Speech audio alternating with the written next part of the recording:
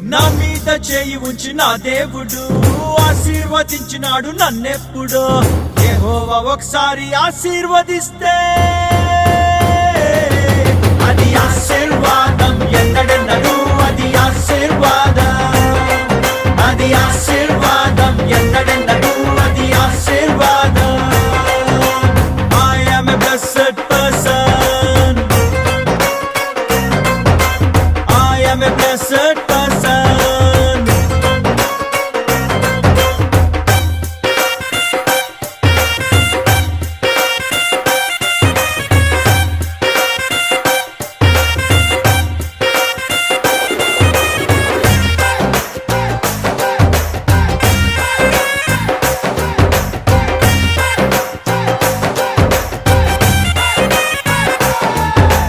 నన్నింకను తాను సృష్టించనప్పుడే